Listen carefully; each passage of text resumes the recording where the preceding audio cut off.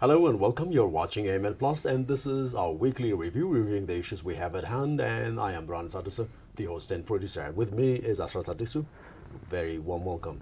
Thank you so much for having me once again. Nice. I'm very much delighted to be here. I really appreciate it. And every week we have issues, and I'll be very happy if you can just introduce the issues we have at hand. Yeah, as we all know, Ethiopia is one of the vibrant countries right now to have issues and to have topics that can be, discussed at any platform.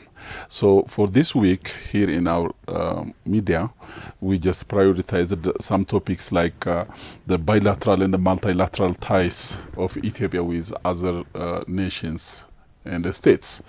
And the other topic that we're going to cover is, planting of over 700 million seedlings in a single day, which is an anticipated event to be, executed after a couple of days. And the other topic that we will deal with is the Addis media networks impact on the city governance. And maybe at the end of the day, we will cover the food sovereignty ensuring mechanisms. Nice. These are the topics. So, as usual, it would be very nice if when we start with the bilateral relations. And Ethiopia has bilateral and multilateral relations with many countries, and that is really quite wowing, to be honest. And because Ethiopia is chosen, and people, when they choose you, they come and invest, they come and discuss ideas. In one way or the other, we benefit. So one of the things we had over the week, as you mentioned, Asrat, is that President of the Ethiopian President, Haile Selassie, really appreciated those who were going, mostly he bid farewell, by the way, to the outgoing Zambian and Tunisian ambassadors, and he expressed his gratitude to the ambassadors for the commendable efforts they have been working in advancing and deepening bilateral relations with Ethiopia throughout their time. Yeah, you're right. Ethiopia, throughout its long history, is renowned for the healthy relations that it has had built with the immediate neighboring countries and the countries a little bit further, so that it is the strategy and the policy of Ethiopia to deal with countries in a healthy manner, unless otherwise the given nation is in a contrary mood. Ethiopia is always there, to build up this positivity. So, as you mentioned, the ambassadors who just completed their tenure here in Ethiopia were, as you said, they were bid farewell by the Ethiopian president Haile Selassie. And other than the expression of the president's gratitude, the ambassadors themselves, appreciated the advancements and the changes and all the developments here in Addis and throughout the nation that they have been witnessing in their tenure here in Ethiopia. So they said they witnessed Ethiopia's strides toward this comprehensive development, so that this development and whatever Ethiopia has contributed to the Pan-Africanism has made Ethiopia a rightful place for the seat of Africa for the continental organization. So these people, considered Ethiopia as a rightful place for the seat to host the seat of African Union, which from the very beginning, Ethiopia, as we all know, since its conception and since its beginning, the OAU started here. The turning into AU was also here, and still the African Union and the African Union Commission are here, the headquarters of African Union here. And this is what Ethiopia deserves in their views. That's really right.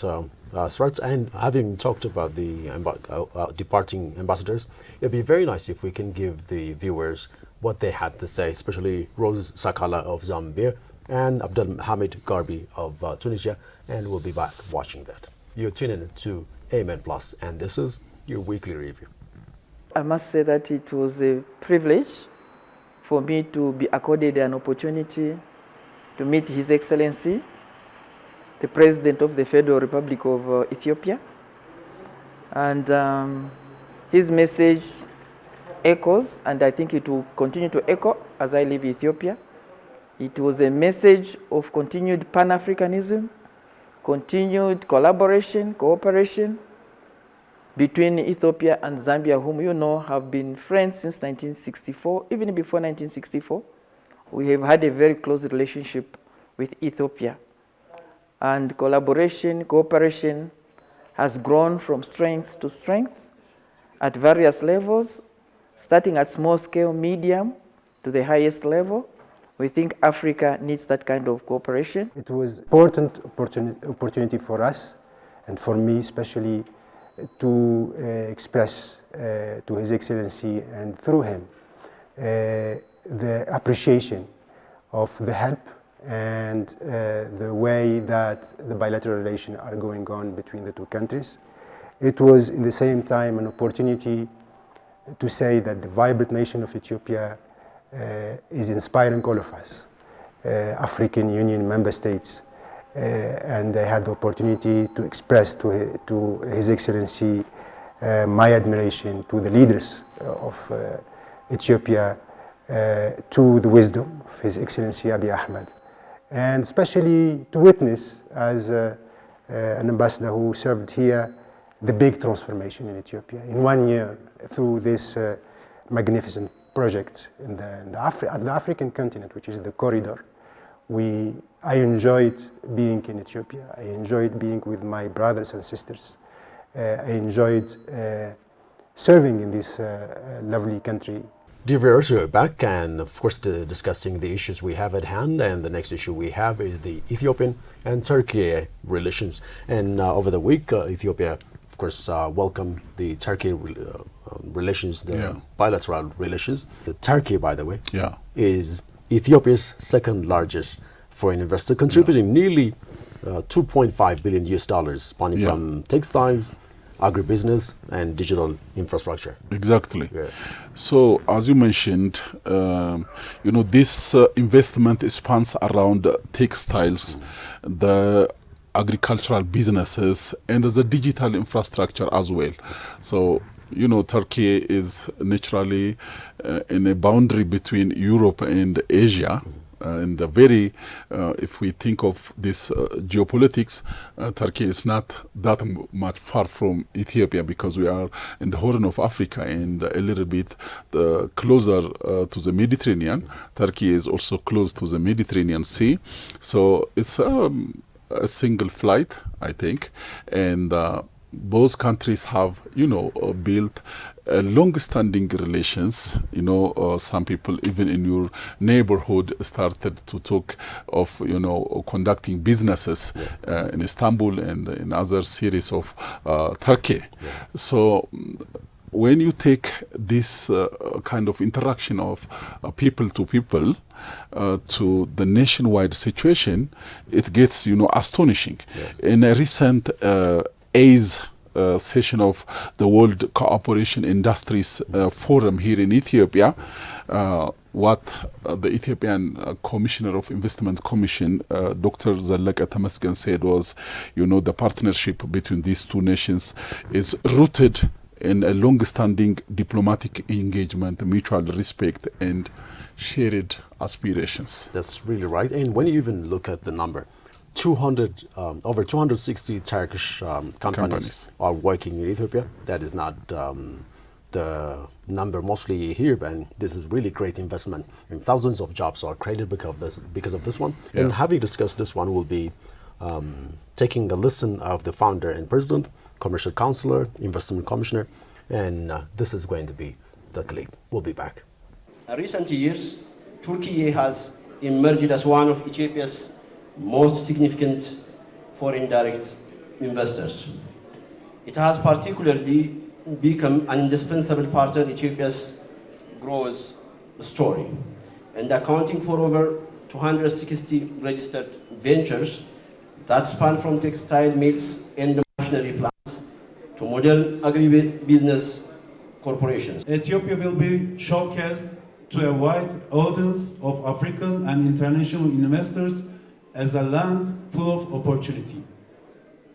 The event will welcome participants from all 54 African countries and offer a special platform to highlight Ethiopia's great trade and investment potential. Turkey sees Ethiopia not only as a strategic partner in East Africa, but also as a gateway to the broader Ethiopian markets.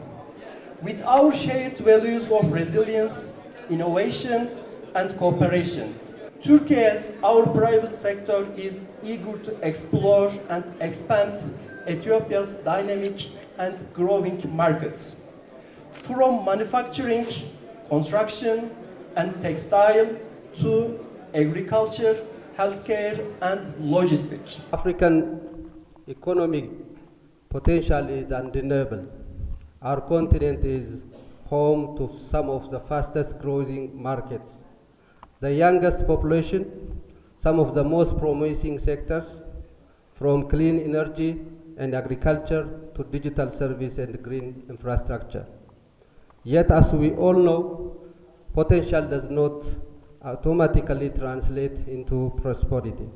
We must build the right frameworks, mobilize strategic capital, and create business environment that inspires confidence, especially among African investors themselves. The summit is not merely a gathering of minds.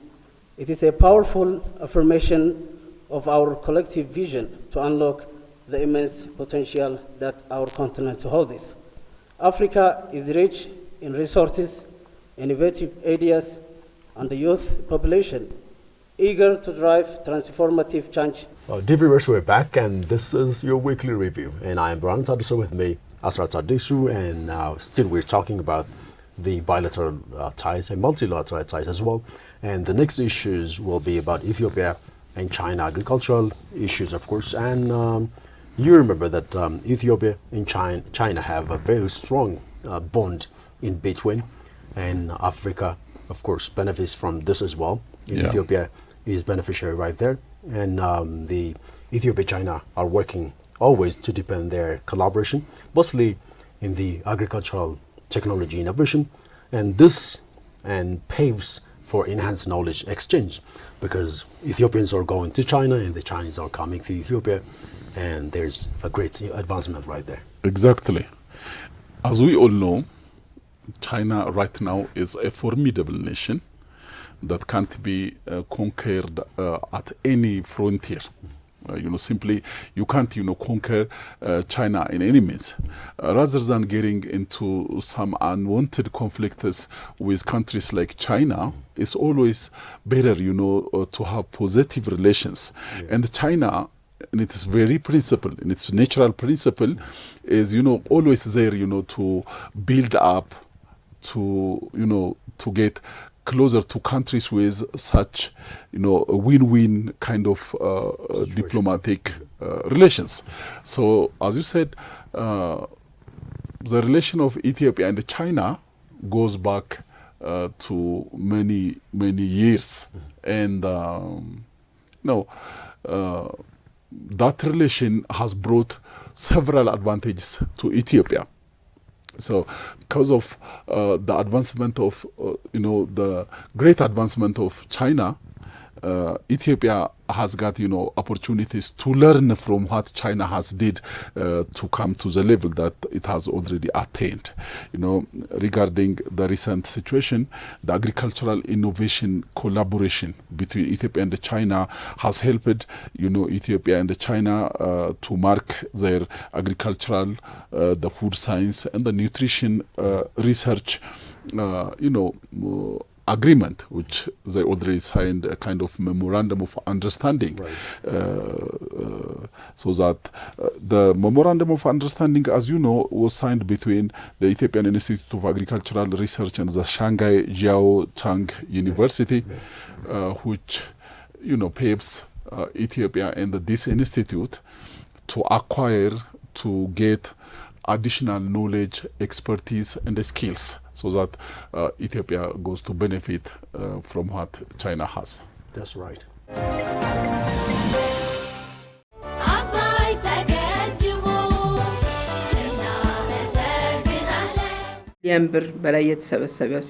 We raised the funds through various methods, including the sale of bonds and pins, donations, and income from 8,100 handwriting message cards, among other sources. Although our target for the fiscal year was to collect 1.6 billion birr, we actually raised 1.7 billion birr, exceeding our goal by 7%. This project is fully self-financed, with 100% of the funding coming from the Ethiopian government and people. Asad, it's really wonderful that we're having different discussions, especially with bilateral and multilateral issues. And one of the biggest issues we have at hand, and the whole world is going to talk, is about planting.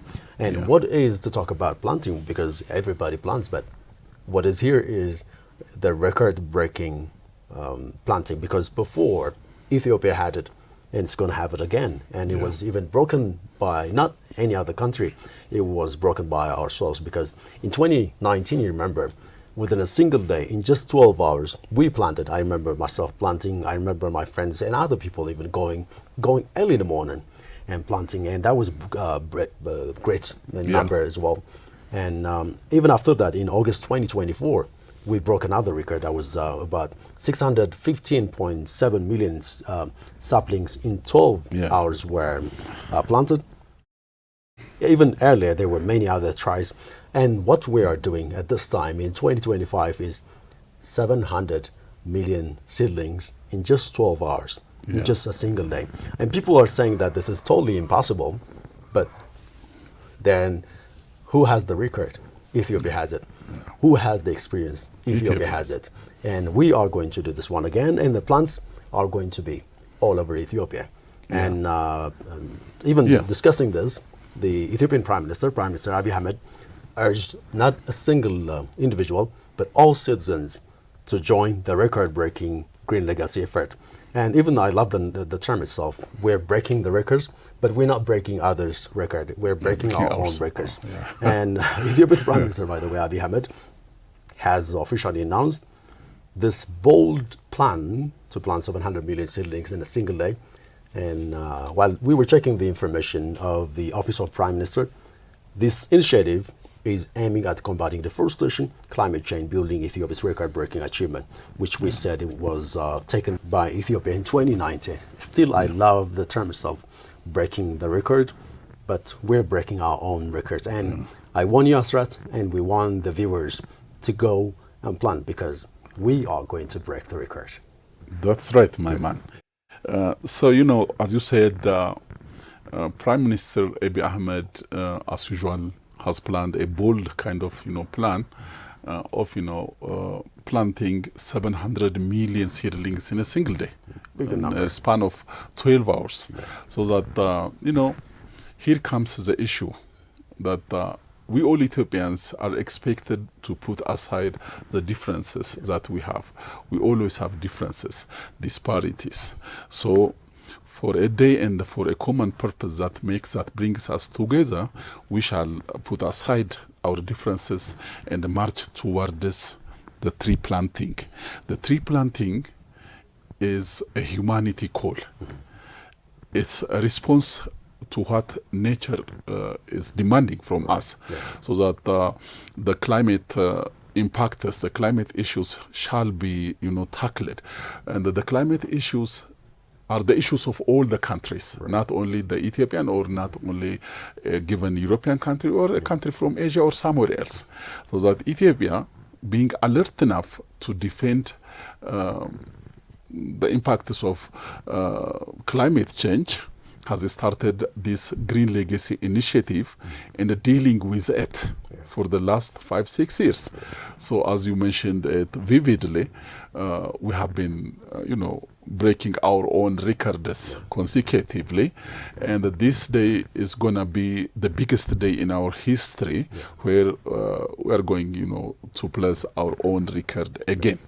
So the 700 million seedlings planting is a huge number, and if applied, hopefully it will be applied, and if applied, it adds up to the climate situation of Ethiopia. You know, this year we started to observe early rains. You know, rain has started, you know, to fall. Not a conventional type of rain. Torrential rains were there. Yeah. So this helps. This helps not only Ethiopia. This helps the continent. This helps the planet. As you know, Africa being a continent with green gas emission of less than 4% to the global greenhouse gas emission. If you consider the global greenhouse gas emission to 100%, Africa's contribution is less than 4%. Right.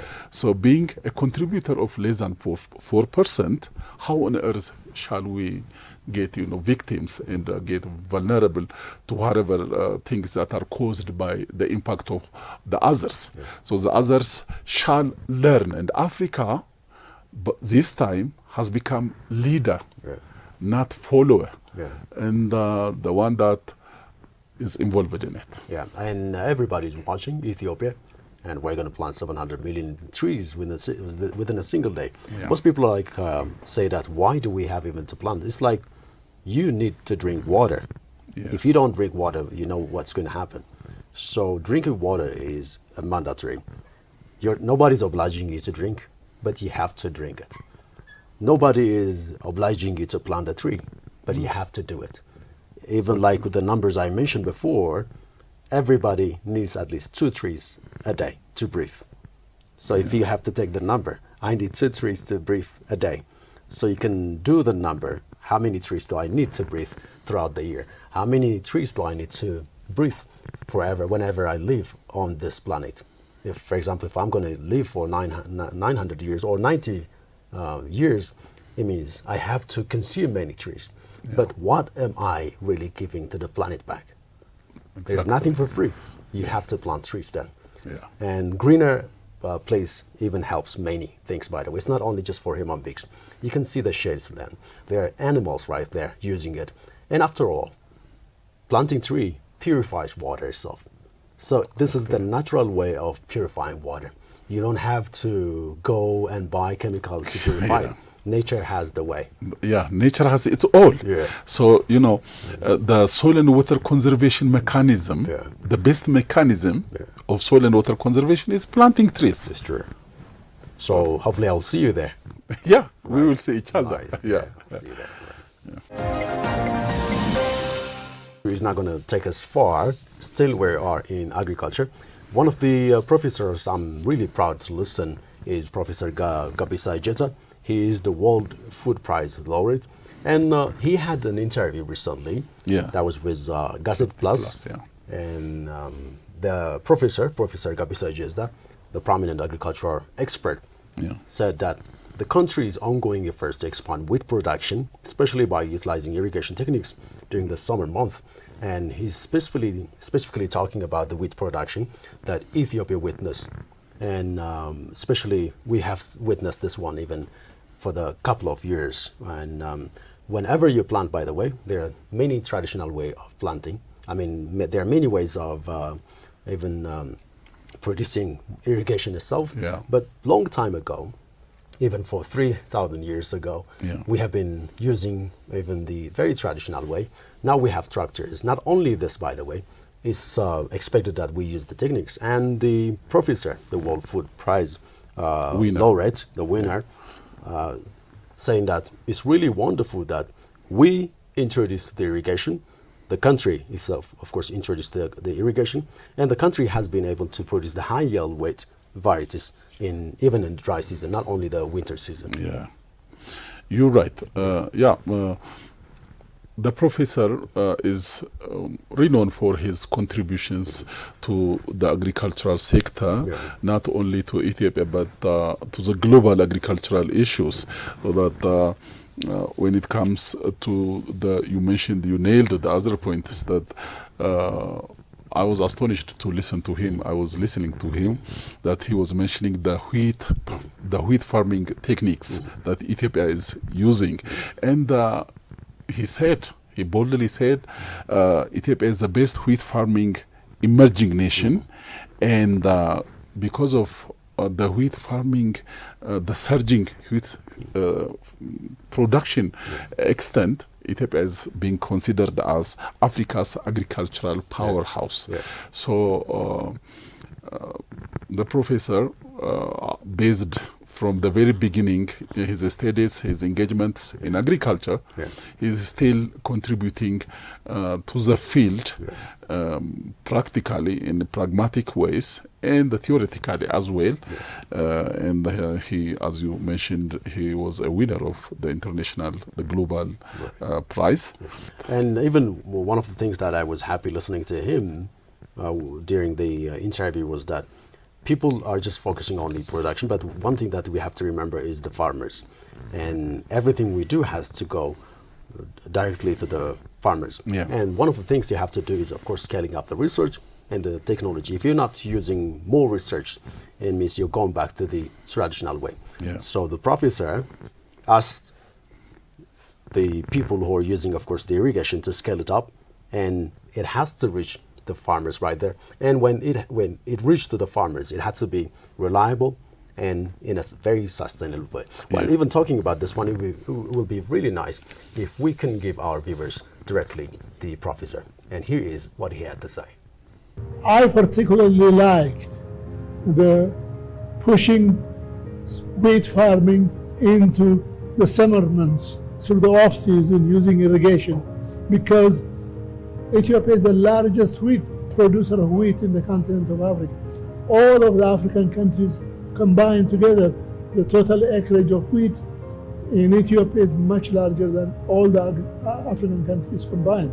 So we can produce some varieties as necessary in a mix of agriculture practices in the rainy season, and then focusing on during the dry season under irrigation, where we can control the environment, producing high yield potential varieties during the off season, extends opportunities, flexibility to the farmer. Most of what we've done in the last 50, 60 years is on a project mode, even though earlier on, when we started agricultural research in this country also started in Jimma and Haramaya as a result of the USAID program. And those initials eventually led to the creation of EIR, and then Jimma Agricultural High School, Haramaya College of Agriculture and the Mechanical Arts, and those combined with other programs in the ministry were really the beginning of research. But true research came by the creation of the Ethiopian Institute of Agricultural Research in the 1960s. And again, connecting the legacies of Jimma and Ambo, many of the people who began programming research were graduates of these two schools. But again, what we need, in my opinion, is we need to create the private sector, a strong private sector that will take technologies out in the hands of government program and deliver them on a profit motive, working with farmers side by side, making it a very beneficial program, both for the private sector as well as for the community, farm communities and so on. We have been mentioning the food self-sufficiency related issues, like the contributions of Professor Gebisa Ijeta. And here comes also the food sovereignty issue, which many countries have been hearing this concept so long that many countries have been claiming of their sovereignty when it comes to food self-sufficiency. So that, recently the Planning and the Development Minister, Chief of Staff and the Special Advisor to the Planning and Development Minister, so-called Hannah Abebe, said that just to ensure food sovereignty, it's better, it's mandatory to align with the transformation of climate policy action. So whenever a given nation like Ethiopia deals with the climate policy action and the transformation issues, then that on the other side, conveys with itself, the food sovereignty actions, the food sovereignty context. That's it. Nice. Srat, you mentioned the food sovereignty, and even I like the term, my food is African. In Africa, you have every different kind of food, and it's really good that we have the food sovereignty, not only the country sovereignty. It's really good that Africa has its own sovereignty. Yeah. And we mentioned even Professor Gabisa Jeta telling us about the modern way of irrigation. And here are even the chief of staff and special advisors, general coordinator as well. Yeah. And we'll be back even watching this. We've been also working on aligning food systems transformation with climate policy actions. This means investing in climate-smart agriculture, restoring degraded lands, empowering smallholder farmers, especially women and youth, and promoting sustainable consumption. With our current food system, one, triple burden of malnutrition. Hunger is reducing in every part of the continent except Africa, it's rising. Hunger is a problem. Micronutrient deficiency, you can eat food, maize for example, or rice, but can't be micronutrient deficient. Obesity is a big problem, and non-communicable diseases. In most of the government policies all over the world now, NCDs are included, including the Ethiopian government. Why? Because in Africa and elsewhere, cardiovascular diseases, respiratory, cancer, and diabetes is on the rise. Aim to value traditional knowledge and local production addresses issues like food insecurity, like undernourishment in adults, stunting in children, overweight, and climate change. Of course, there is also underweight. However, implementing these changes faces hurdles such as policy gaps and reliance on food imports. Dear viewers, we're back and you're watching AMN Plus, and this is your weekly review.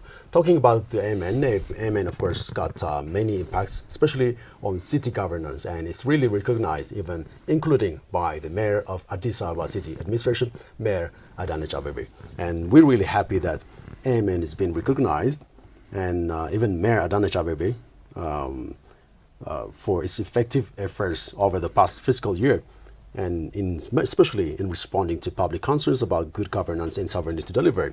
Yeah. And of course, wolves have ears. People love watching and even listening to radio station. And there's even Addis Sun, people who've been reading it. And this and others, totally, of course, talking about, especially about the AMN. We have many programs, including in different language, and even the English, Arabic, and we have even the Ethiopian language, including the Afan Oromo, Somali, Tigrinya, Amharic, and many more languages. We have Adhan Afar as well. Yeah. So the mayor really appreciated that AMN, especially its role in strengthening the connection between the administration and city residents, was really great. Great. Yeah. And the way you nailed it is also great. Yeah. So, as you said, Addis Media Network is dealing with two types of language. You know, the lingua franca, we do have the lingua franca. Yeah. And as you mentioned also, we do have the vernacular language, the Tigrinya, the Afan Oromo, the Afar, the Somali. Yeah. Languages are here, and we do also employ the foreign language like English and Arabic. So using this language, targeting the people behind this language, and expanding the audience base, Addis Media Network is, thriving and striving, to reach out to the nation in so many coverages. And when it comes, to the prize, to the award, I consider things in two aspects. The number one is, whatever you do, the Syria administration monitors. The Syria administration is there just to follow us, to listen to us, to read whatever we provide, and to watch us. Yeah. So that had it been not for the city administration to watch and to closely follow us, I don't think we will be, awarded. So the award on the next point that I would like to mention is, when the award is given maybe to the chief executive officer of the Addis Media Network, he personally may be there, but that award belongs to everybody working here in the network. Yeah. So we have staffs, hundreds of staffs working here, and it's the achievement of every one of us in here, and he knows. And it's all the concerted effort that brought this achievement. That, as you said, if we are gonna there to consider the programs, the productions that we bring to our audience, they are meaningful. Yeah. They cater the media needs of the audience, the city residents and dwellers. Yeah. So whatever happens there, we are there always being the primary sources, reliable sources. And this motto of the Addis Media Network being voice of the generation, voice of generation, voice of generation, this generation and the coming generation. Whenever you are persuading people to plant trees, you are becoming voice of the next generation, because trees are in most cases useful for the next generation. So Addis Media Network, a city network, a metropolitan media network, really deserves kind of appreciation. And the city administration, being aware of this fact, has did its part, and I really appreciate that personally. Yeah, I even witnessed that. I saw people even working for AMN smiling ear to ear because they deserve. Even the CEO of Addis Media Network, Kasaun Gova, said that this didn't come just with a single person. It was just a teamwork between leadership and staff. And he said that this will continue to prioritize inclusivity, teamwork, and professional development, and remaining a trusted source of information as well. Yeah, by the way, the management of Addis Media Network is vibrant, and I'm very pleased, and I'm content with the management of personally. That's a personal view, because the vibrancy of the media management, things are healthy in here. Whatever question, whatever request you bring to the management is there to respond in a way, so that there will be no, I don't know this word in English, there will be no dissatisfaction or something else. So the management has made its full effort to work in concerted manner with the rest of the employees of the media network. So it's the outcome of both parts. The management is there just to plan and to coordinate and to get engaged whenever is needed. So the employees are here to listen to them. So it's all the concerted effort that has brought this achievement. Really appreciate. And having said that, and here is the mayor of Addis Ababa City Administration, Mayor Addis Ababa, and CEO of Addis Media Network, Mr. Kasaun Gova, and we'll be back after that. ብዙ ሚዲያ ነው ከከተማችን ጋር የሚሰራው እውነቱን ለመናገር ሚዲያዎቻችን የሰራናቸውን ስራዎች Many media outlets are working with us, and all of them play an important role in providing accurate information to the public. However, Addis Media Network has gone beyond just delivering information. Through programs like Warka and Agelgayu, AMN has created platform for citizens to directly engage with the government officials on issues of good governance and service delivery. The media also covers important local matters down to the Warada level, cutting through bureaucracy and operating around the clock. I would like to say, keep up the great work. ሌትና ቀን በመስራት የተመዘነ ነው። እየገሰገሳችሁ ነው፣ እየመጣችሁ ነው፣ በርቱ ማለት ነው። ወዳለን አዲስ ሚዲያ ኔትወርኮች አዲስ ሚዲያ ኔትወርክ በበጀት ዓመቱ በሚዲያ ረገድ የሰራቸው ስራዎችን በህዝብ አገልግሎት Throughout the fiscal year, we worked tirelessly 24/7 across a range of sectors, including public service, politics, the economy, and others to ensure timely and relevant information reached the public. Addis Media Network's accomplishments during this period are the result of continued investment in modern technology, the development of skilled human resources, and a firm commitment to inclusivity and diversity. These efforts have enabled Addis Media Network not only to inform but also to actively engage communities and support good governance through impactful and accessible programming. Currently, we are broadcasting in several languages. We have 2 TV channels, radio, print, and digital media. This recognition from the city administration has greatly motivated us to enhance our efforts and strive for even greater achievements in the upcoming fiscal year by continuing to invest in modern technology and prioritizing diversity, collaboration, and professional growth. Addis Media Network remains committed to improving public communication and playing an active role in the city's ongoing development. I would like to congratulate workers and management of Addis Media Network for this success. የታጠቅነውን ቴክኖሎጂ ደብል እንድናደርግ የሚጋብዝ ስለሆነ አዲስ ሚዲያ ኔትወርክ ዛሬ ተሸልሟል። ሰራተኞቻችን፣ አመራሮቻችን በሙሉ እንኳን ደስ አላችሁ። Asrat, it was really quite a wonderful time, even discussing different issues with you. Hopefully I will have you some other time and discussing the issues at hand. I'm grateful that you have had me here once again. Thank you so much. I really appreciate it. And the issues we discussed were, of course, bilateral and multilateral ties, including the President bidding farewell, Ethiopia-Turkey relations, Ethiopia-China agricultural innovation collaboration, and we mentioned even the 700 million seedlings in a single day, and we talked about AMN impact on city governance. Of course, we talked about even ensuring food sovereignty, and what a wonderful time. I'll have you back, and thank you again. Thank you so much. Right, really appreciate it. Dear viewers, you've been watching AMN Plus's weekly review with me, Brandon Addis, and that does it for today. I'll have you next time, and thank you for watching.